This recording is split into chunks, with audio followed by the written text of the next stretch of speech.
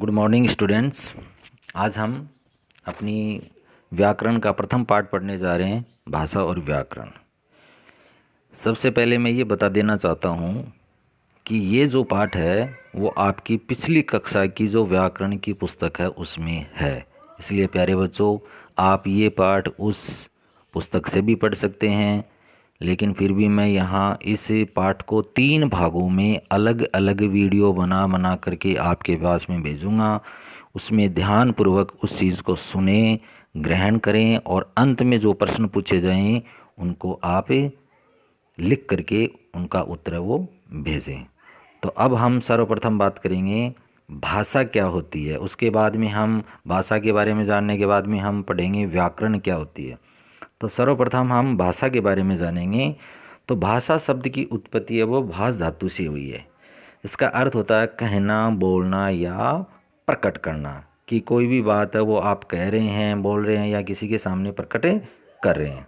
हमारे मुख से निकली सार्थक जो ध्वनियाँ होती हैं वो अर्थपूर्ण शब्दों का निर्माण करती हैं और इन शब्दों से वाक्यों की रचना होती है और फिर जिनके माध्यम से हम अपनी बात है वो दूसरों तक पहुंचाते हैं और दूसरों की बात हमें समझते हैं।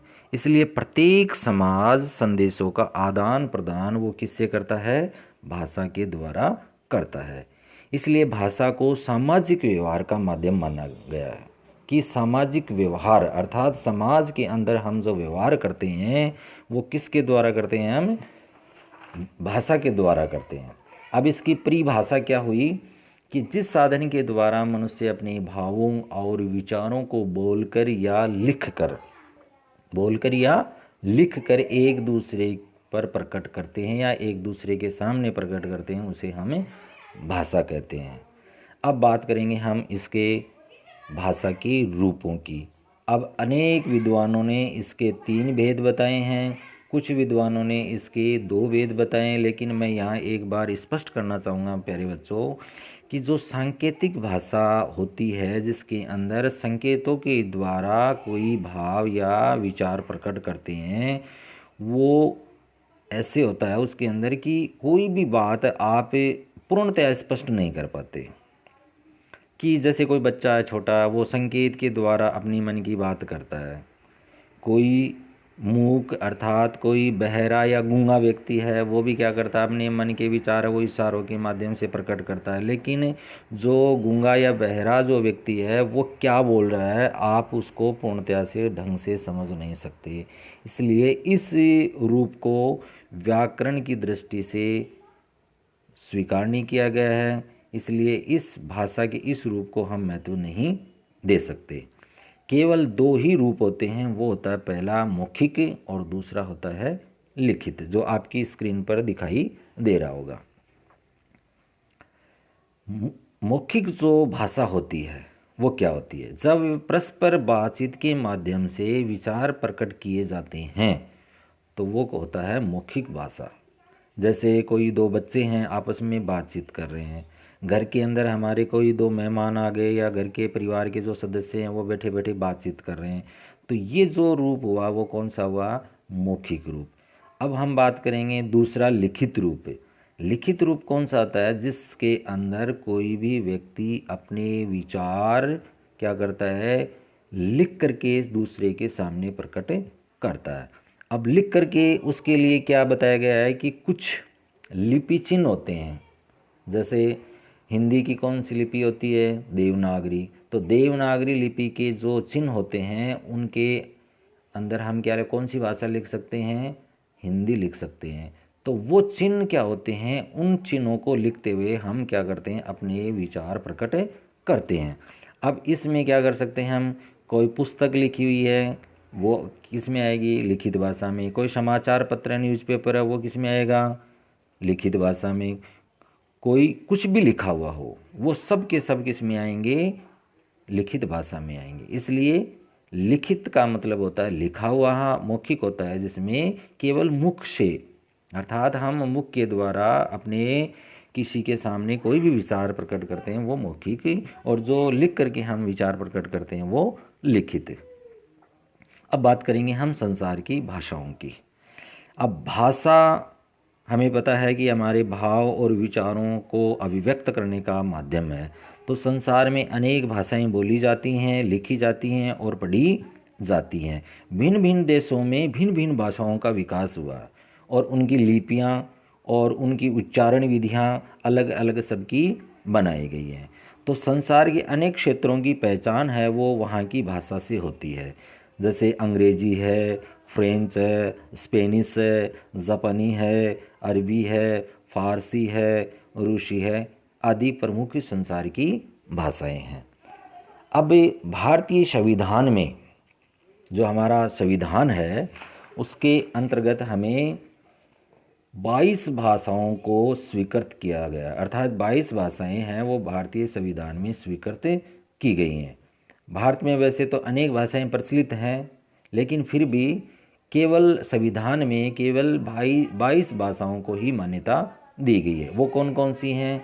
हिंदी, संस्कृत, उर्दू, डोगरी, पंजाबी, मराठी, गुजराती, उड़िया, बांग्ला, असमिया, कोंकणी, कन्नड़, तमिल, तेलुगु, मलयालम, कश्मीरी, बोडो, मैथिली, नेपाली, मणिपुरी, सिंधी और संथाली।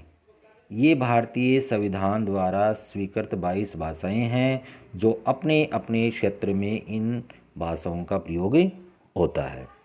अब इसके बाद में हम बात करेंगे, आपकी स्क्रीन में दिखाई दे रहा होगा कि मातृभाषा। मातृभाषा क्या होती है?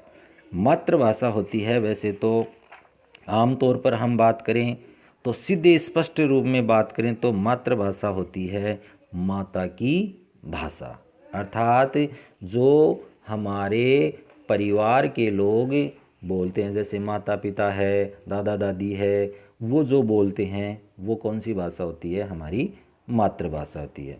जैसे राजस्थानी परिवार का बच्चा क्या बोलेगा? राजस्थानी, तो उसकी मातृभाषा क्या हो गई? राजस्थानी। हिंदी भाषी परिवार के जो बच्चे होते हैं उनकी मातृभाषा क्या होगी? हिंदी। तो इस प्रकार से माता की जो या पिता की जो भाषा होती है या उसके परिवार की जो भाषा होती है वो कहलाती है मातृभाषा। अब हम बात करेंगे बोली की। बोली देश के विभिन्न क्षेत्रों में बोली जाने वाली जो स्थानीय भाषा, स्थानीय यानी कि जो जिस स्थान पर हम रहते हैं उस क्षेत्र में बोली जाने वाली जो भाषा होती है उसको हम क्या कहते हैं? बोली कहते हैं।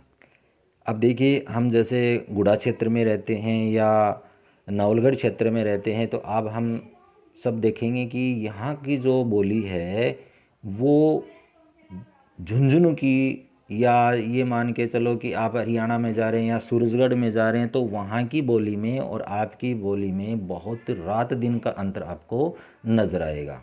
क्यों? क्योंकि ये भाषा आप क्या बोल रहे हैं? राजस्थानी बोल रहे हैं, और जो सूरजगढ़ चिड़ा है वो भी राजस्थानी बोल रहे हैं, लेकिन उनके बोलने में जो आंचलिक शब्द आ गए, अपने स्थानीय शब्द आ गए, वो क्या हो गए? उस क्षेत्र की भाषा के अंदर वो मिल गए। तो इसलिए इसको हम क्या कह सकते हैं? बोली कहते हैं।